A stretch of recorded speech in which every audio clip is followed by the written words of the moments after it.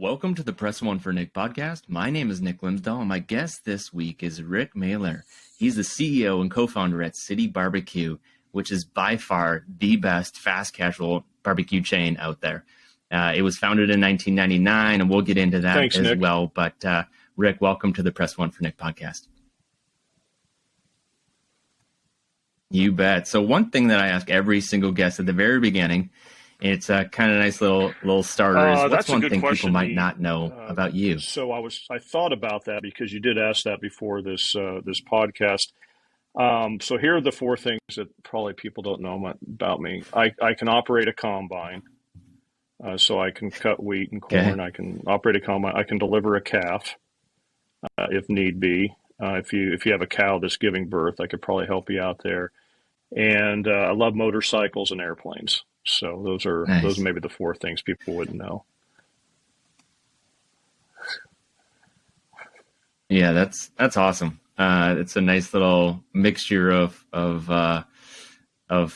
uniqueness. I mean, I know that I've known you've taken a few motorcycle trips every year, and it's always something. I got my motorcycle license, but I haven't gone full out where I need to go. It is fun. It's a great adventure. Crazy road trips. But I got into the adventure riding here about 3 years ago, where you try to stay off the pavement and just kind of ride the backcountry gravel roads. Okay. And just in early October, paralleled the Appalachian Trail for about 600 or 700 miles over the course of a couple days, and just a great time to see parts of America that most people don't see. I guess it's just very interesting. Yeah, that's a really unique story. So let's talk about City BBQ a little bit. But before you get into that, you opened up City BBQ. You started out kind of entering the barbecue competitions, and I think my barbecue is pretty good. I'm smoking meat and pulled pork and all sorts of stuff. But tell me about your experience when it comes to barbecue we are competitions. formed by a barbecue competition team. The original founders, as well as myself, did enter numerous competitions. I have to be honest and say I did not enter that many. I didn't bring home a lot of the trophies, but my original founding partners did. And so we took all of those techniques and we took that competition quality attitude, and they taught me quite candidly how to do competition quality barbecue. And that's when City BBQ was born. And so the roots and the pedigree of the organization is from a competition standpoint. And today, one of our mantras when we talk to our guests in the restaurants is, or train our teammates, is it competition quality? Are you serving barbecue that's competition quality? And KCBS, the Kansas City Barbecue Society, this is probably getting way more into the weeds than you want to do, but I'll do it anyway. So the Kansas City Barbecue Society has a scoring system, and a 9 is actually a perfect score. You think it's 10, but for some reason they use 9. So one of our mantras of food quality is always, did it score a 9 if it were in a barbecue competition? So we took that legacy, those roots, pedigree of competitions, and applied it in our restaurants. Man, that's something. So when did you say you're starting to do these competitions, you're starting to win things, and where was the aha moment? Like, man, this is something. I should probably open up it didn't a really restaurant. come What is from that? the Where did that switch come? competitions, but rather I was visiting a barbecue joint out somewhere, I'll leave anonymous, and they were selling franchises. And I thought about it, and I met with them and realized I think I could do this better myself. And so I got together with these barbecue competition guys and said, I think I can do a barbecue restaurant. By the way, it was I for about half a day till I told the idea to my wife, Bonnie. Then it became we very quickly. But we went to my competitor friends and acquaintances, and I said, I think I can do a barbecue restaurant. I'm the one that's stupid enough to put my life savings, Bonnie and I put in our life savings into this thing, and I'll quit my day job to do it. And they said, well, we really support what you're trying to do. We'll teach you technique, et cetera. But we're smart guys. We're not going to quit our day jobs.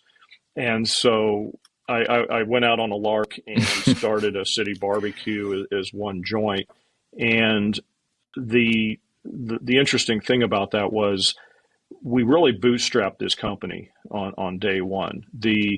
I didn't come from money. My wife doesn't come from money at all. It was literally the money we had saved working for the past 10 years when we decided to give this a shot and start a barbecue joint. And so we really wanted to focus on the quality of that product and the guest experience and how we would treat our teams and kind of have a model for how we wanted a company to be. Man, I love that. I love the guest experience and focusing on the employee experience as well. But when you first decided to open up the first joint, it was just a seamless, easy start. Everything was great. The orders began coming in. Is that how it went, or was there a different maybe a little story? of both? It's always more romantic to talk about all the hardships. Probably our hardships came after we were in business a couple of years. The start was not too bad. Yeah. We really promoted. We started in Columbus, Ohio, and so one of the things we did is we did have delays opening the first restaurant on Henderson Road in Arlington, and I was naive, as well as one of the original founders. We thought, we'd have this thing going in 30 days. Well, we didn't realize that you have things like zoning, permits, construction, et cetera. And so it drug out to, a good 120 days, if not longer. And so I needed money. And so we started catering in my garage. And so I set up a makeshift kitchen in my garage, put the smoker in the driveway, and would do some random catering events. And also we would market ourselves to Ohio State.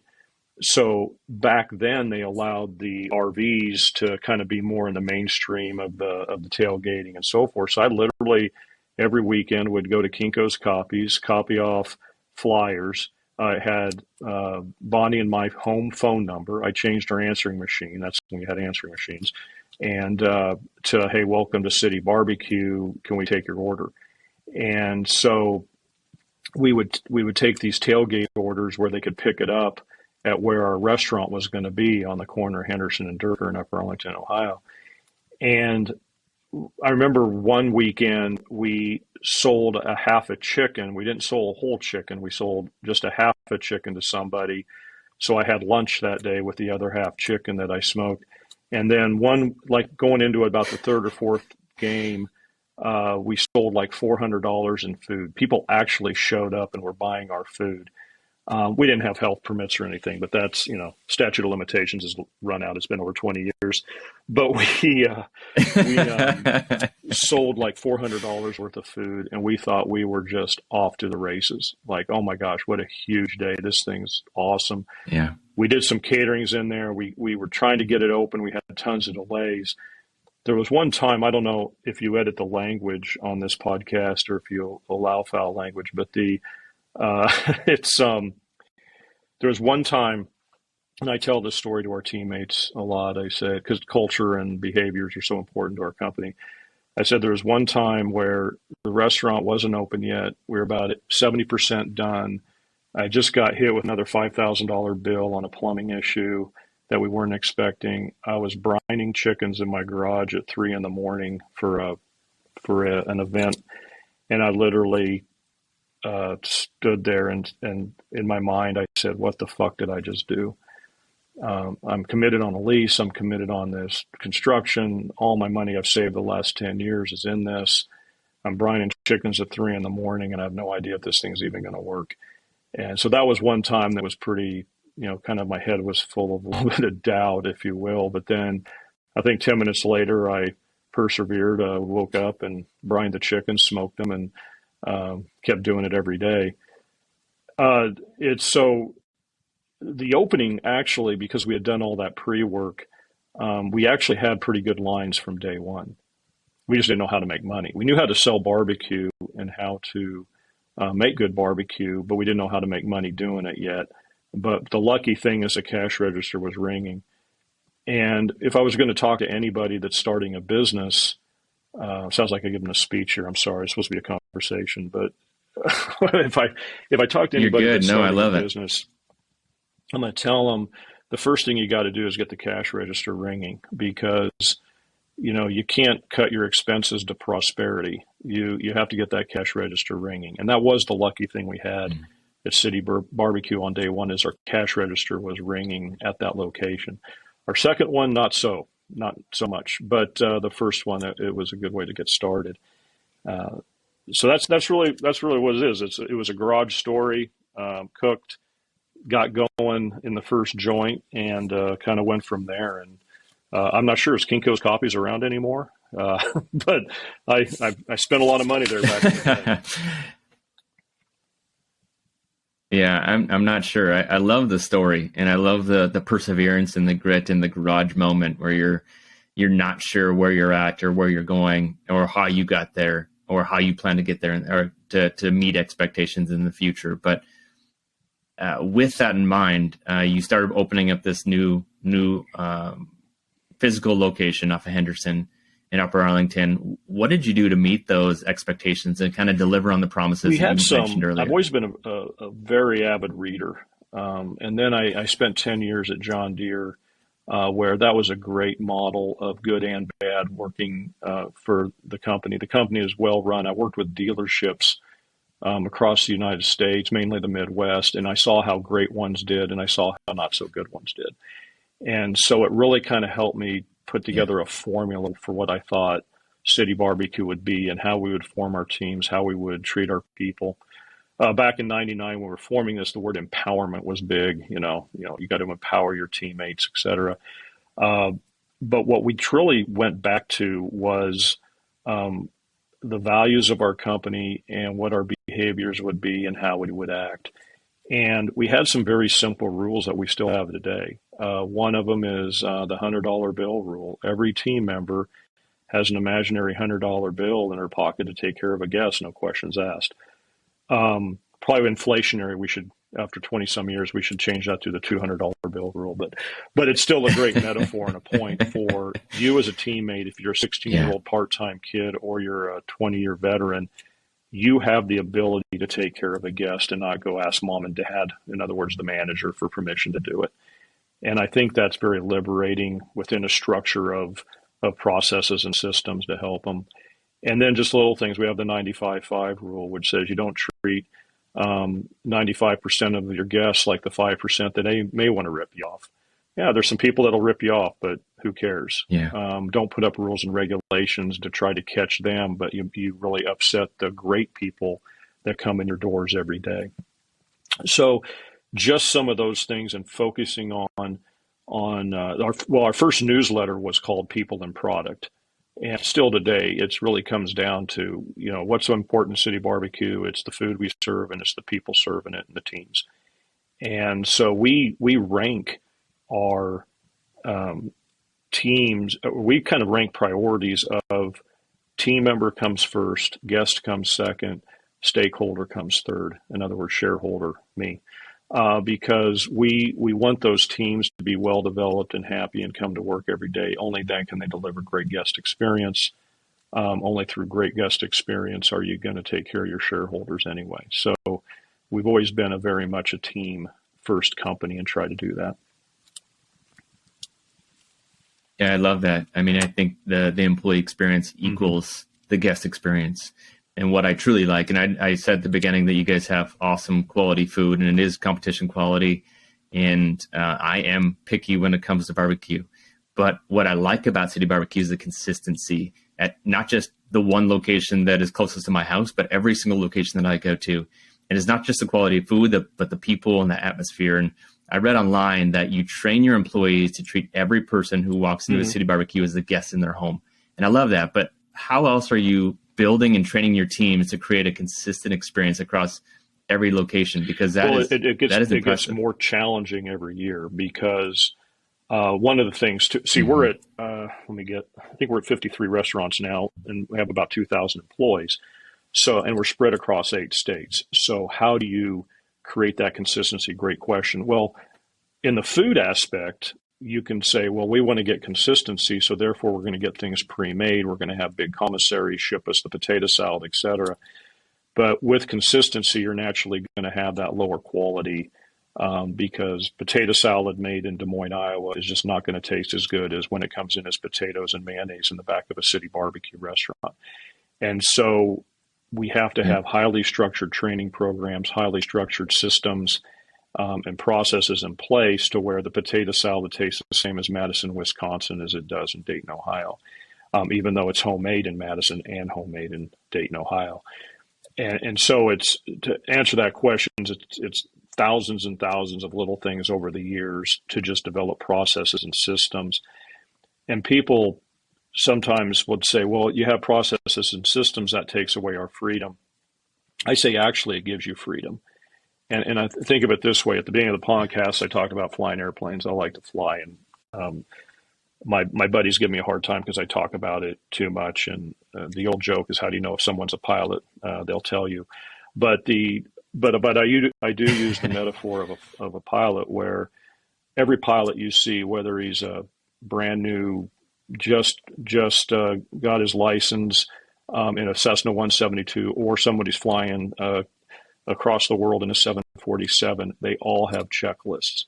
And the reason you all have checklists is because the last thing you want to do is take off and go, damn, did I remember to fill up with fuel? Did I remember to check the tire pressure in the landing gear tires?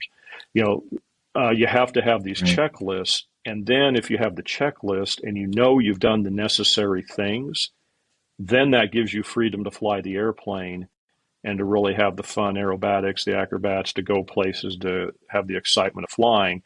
But the system got you there of knowing, yeah, I got fuel in my tank, so I can do this.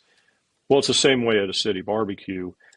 If you have systems and processes in place, now the teammate has the ability and the freedom to say, I can use my $100 bill, the 95-5 rule. I can really take care of the guest in a terrific way. So systems and processes don't rob you of freedom. I think it gives you freedom. Yeah, I would 100% agree with that. The more processes you can have and the more that you can drive efficiencies, that focuses the ability to back to the guest. And if you're not delivering on the guest experience, then the cash register isn't going to be full. And so there's like this cyclical process. You were talking about airplanes. I had a boss a while ago, 10, 12 years ago now, and he used to fly stunt planes for the Red Baron Pizza. And he brought me over to his house and had it was an open cockpit plane, and I was in the front seat and he was in the back seat, and kind of freaked me out a little bit, but it was one of the coolest experiences I've ever had, just driving around in that thing with the helmet and the goggles on, and it was crazy. So I understand sitting in the airplane, going through that process and the checklist. Very fun. Yeah, it's awesome. So, one question I had for you that I was thinking about too is, so you create this awesome barbecue. Where'd you guys get the recipes, and where you start thinking all of this is homemade at every location? But where'd you come up with the recipes for everything else? The original recipes really were from all these founding partners. And one of the things that I'm so appreciative of my founding partners is that they wanted Bonnie and I to have a super majority in the company. So, Bonnie and I started out owning 70% of the company because they said, Rick, you're putting all your skin in the game. You're quitting your day job. We kind of want you to have this super majority ownership, but yet we'll be there with some recipes and some techniques and things along the way. So it's really a conglomeration of all of us. The corn pudding recipe was from a potluck supper years ago, and one of my original founders went up to the lady and said, gosh, that was really good corn pudding. Or he didn't say, what is this? Probably he didn't say, oh, it's great corn pudding. She probably said, this is corn pudding. And she gave him the recipe, and he said, this is going to be really good. The baked beans is actually my creation. I don't really have a culinary background, but I just played enough in the kitchen that they worked. The green beans is my wife Bonnie's recipe. My wife Bonnie's mother's recipe. I better acknowledge that, or I'll be on the couch tonight. So it really kind of goes on and on down the list. Now, over the years, we've had, quote unquote, professional chefs, where we've gotten together and developed some other things like our Nashville hot chicken sandwich and so forth. But the core recipes that candidly we still serve today, that core group of products that we've loved for years and years, were in kind of all of our home kitchens. And we just kind of figured out and said, this is going to be pretty good.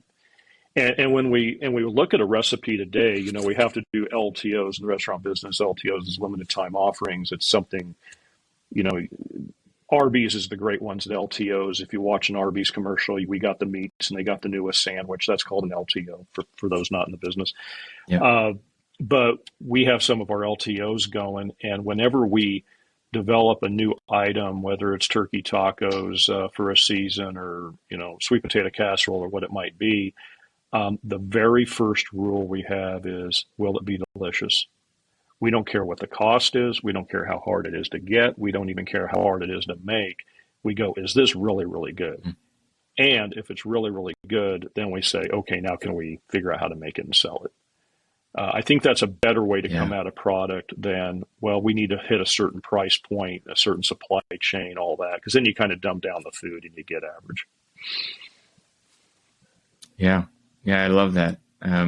It shows in the product that you guys serve. So keep doing what you're doing. You. We're not always one of the things that you guys do. Our customer feedback. We don't hit 100%, but we try. We try to be competitive quality every day. If everybody is honest, we're not 100% perfect. It's what happens when you hit a bump in the road, and how are you communicating and how are you solving the problems moving forward. One of the things that you talked about on City BBQ, you guys have core values, and it's about serving its community teammates and neighbors.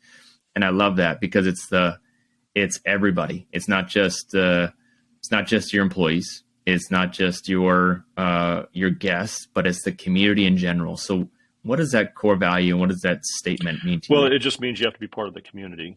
And when we started this company, honestly, one of the reasons we started the company, I didn't do it for the money. I needed to make a living, but really Bonnie and I had been, and especially me, for 10 years, I'd moved in like 7 different places, and I wanted to be able to walk into a restaurant in Dublin, Ohio, and know somebody and be part of the community. So that's sort of one of the impetus of starting City BBQ, was that we would selfishly be part of the community. But when you're a local business person, you have to embrace the community around you, and you're part of that. You're part of the ecosystem, because you have vendors, suppliers depending on each other. We have customers, obviously, that we depend on. You're part of this whole ecosystem. That's why we do a lot of charity work and so forth with local schools, local organizations, whatever, because we want to be part of that ecosystem and part of the community. And so now, where we're spread across the 8 states, we want to be part of that local community in every restaurant that we have. And that's what it means to us. It's not a flavor of the month. It's literally in our DNA of what we do, to be part of that.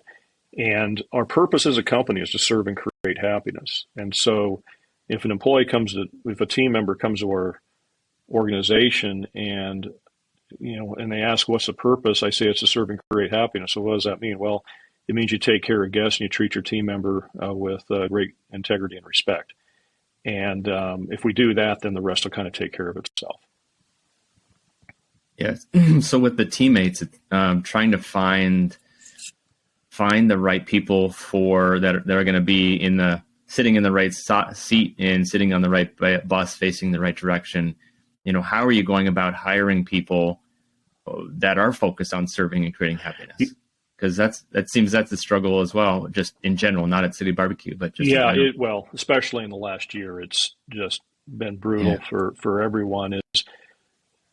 We have to, and we just talked about this in a meeting yesterday. Our people have to know what our sense of purpose is, that we're doing something more than just there to make a living. If you're doing that, you're just going to run down the street and work for the person that gives you another $1 an hour or another $5,000 a year in your salary. The folks have to have a sense of purpose when they're in our organization, and that sense of purpose means something different to everyone. To some, it means just being part of the community. Others, it can mean being part of a team. Others, it means, hey, I have opportunity for promotion, that self-fulfillment. And where before it wasn't difficult to find people, now with just the way the dynamics have shifted, we have recruiters for even entry-level positions in the back of the house, the first job you have type of thing. where we haven't had to have that before. And so, Mm. to answer the question broadly, it has become a focus of recruitment as much as having them, and then also retaining them is a challenge for any business today. It's one to recruit. It's the second to retain, because if a person comes in and says, you know what, this is a hard job, I don't really like it. The place down the road is, they're another buck an hour and they got their $300 signing bonus. Maybe I'll jump on that one. Where, before it was, I'm kind of glad to have a job, and maybe I'll stick it out and see how this goes, because it's a little risky for me to switch. Where today it's like, if I don't like it, I can go somewhere else. And if I don't like that, I'll go somewhere else, because everybody's got the hiring sign up. Yeah. And if I can make an extra $1,200 of signing bonuses throughout the year, I'm going to do that, unless I understand what that why is. Yeah. And it's not just what the why is for the purpose of creating happiness and serving others, but it's also like, what's my why? Like, where is my role in doing that? Mm-hmm. And how do I focus on that? And then do I have the ability to grow internally? And then what's the impact that I get to deliver to that customer, to that guest? Yeah. And those are great comment. And we try to actually put that words into action. And so during the pandemic shutdown, we developed, it's called a Healthcare Heroes program, where the guests could donate $5, and then we would go deliver a terrific box lunch to healthcare heroes. They're healthcare heroes, healthcare workers. I honestly don't remember how many we served. It was something like 40,000. It was 40. It was a big number over the course of time that our terrific guests, being part of this ecosystem, gave the money, and then we could go out and serve and create happiness to all these folks. But what that also did is it gave our team members a sense of purpose during these lousy times. And I think that was very good for morale. Even though they complained they had to work really hard, still gave them a sense of purpose and to come in.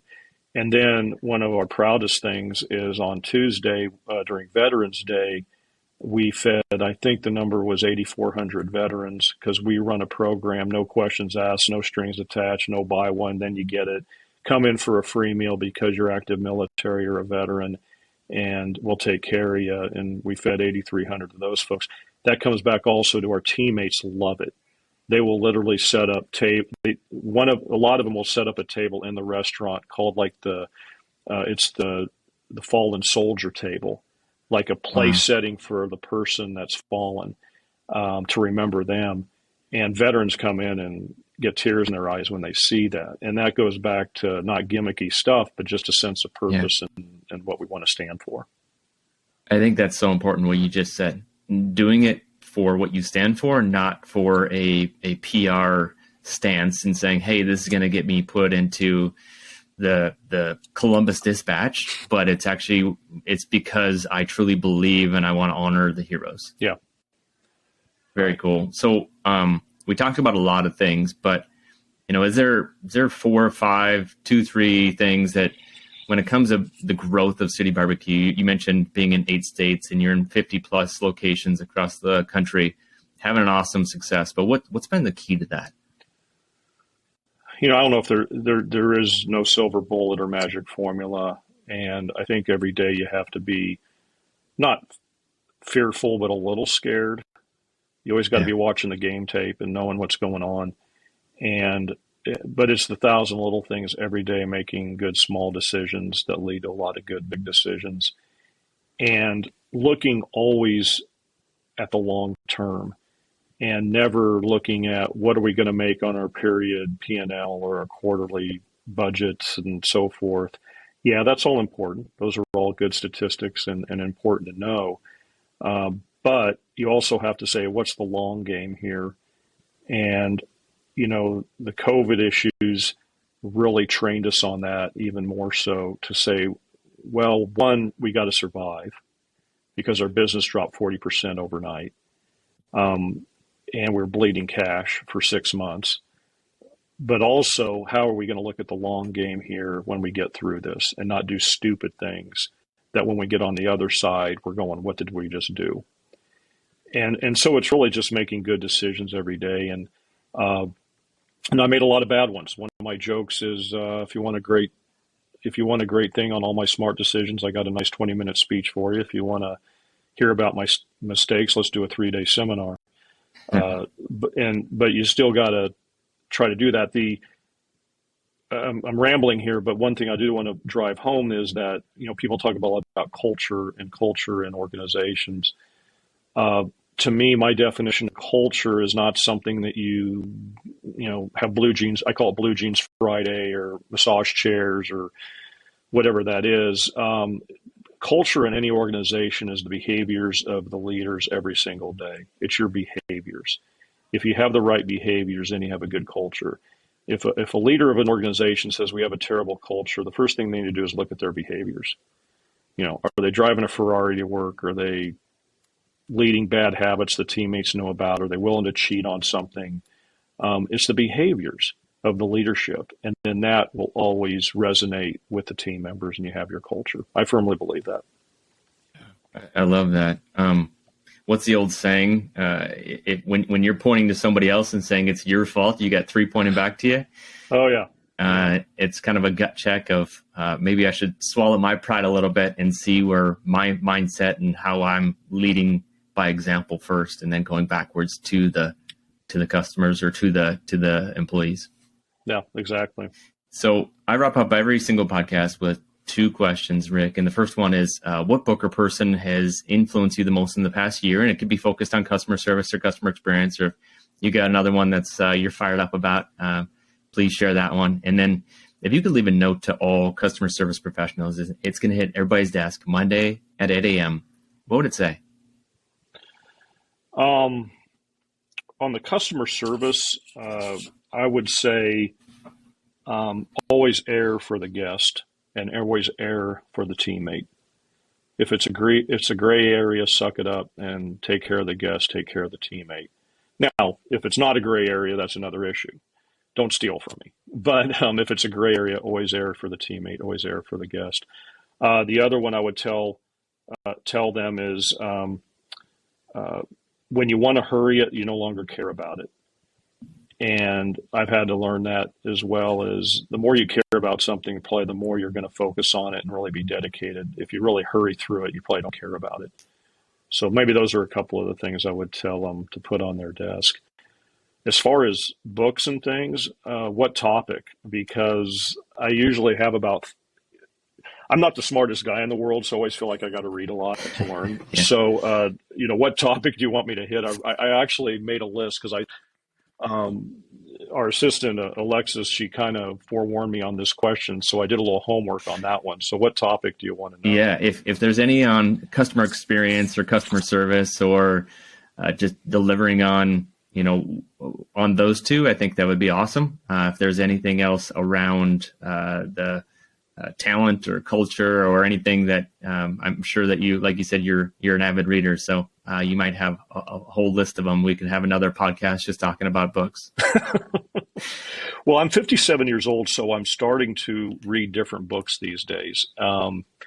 And so I kind of made a list of what are the ones that really impacted me in the last year. Yeah. And I'm actually right now, and it doesn't have anything to do with this podcast, but I'm literally right now going through all those books and saying, what did I highlight and what was really important? And then how do I apply that going forward?